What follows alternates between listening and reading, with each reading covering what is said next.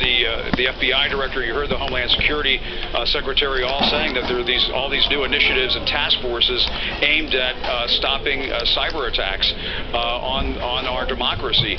But what was missing in all of this was something from the President of the United States. To have an anonymous official, as we heard earlier today, say, well, the President sent those officials out there, I don't think that that's going to be good enough for a lot of Americans out there, Anderson. And then when the President had this opportunity this evening to say, you know, listen, I did this, I sent these officials out there, and we're going to stop this, he just didn't do it. It was another opportunity missed. The president puts on a big show at the White House to show he actually is fighting election meddling.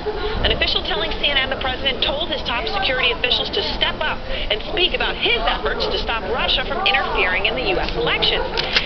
Now, the only person missing from the stage was President Trump himself. Instead, they all were there. The National Security Advisor John Bolton, Dan Coats, the DNI, Homeland Security Secretary Kirstjen Nielsen, the FBI Director Chris Wray, and the NSA Chief and Commander of U.S. Cyber Command, General Paul Nakasone. You see them all. No sign of the president. Instead, his cabinet praised the president for taking on election meddling. The president has specifically directed us to make the matter of the election meddling and securing our election process a top priority. The president has made it very clear, I think, what his priority is. I appreciate the leadership and support from the president. Leadership, a priority by this president regarding election meddling?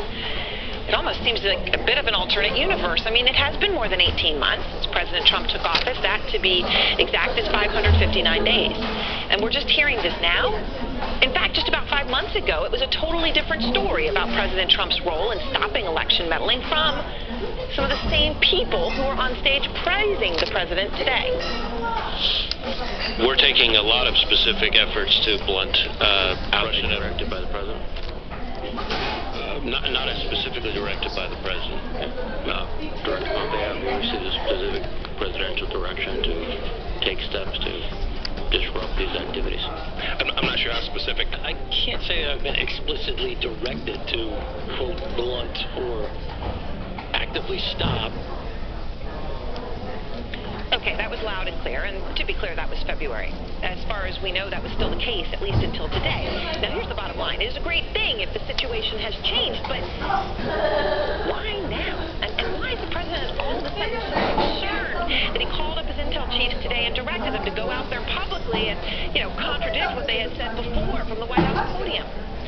After all, evidence of attacks on America's election is not new. The New York Times reported 2 weeks before Trump's inauguration that he was shown highly classified information that indicated Vladimir Putin himself was personally involved in ordering the attacks. The National Intelligence Committee and the Senate Intelligence Committee both released reports declaring Putin hacked the American election. And yet, despite that evidence, the president has denied it again and again and again for these 559 days since taking office. In fact, as recently as this July, as he stood beside the Russian President Vladimir Putin in front of the whole world, he called out and belittled the very same people who stood on that stage today defending him. The president in Helsinki took Putin's word against theirs. My people came to me, Dan Coats came to me, and some others. They said they think it's Russia. I have President Putin. He just said it's not Russia. I will say this. I don't see any reason why it would be. Okay, back to our big question. Why did the president parade his national security chiefs out today to say something totally new, which contradicts what he himself has said? Jeff Zeleny is out front live in Wilkes-Barre, Pennsylvania, where the president is tonight. And Jeff, he's about to speak. What are the odds he brings up this issue tonight?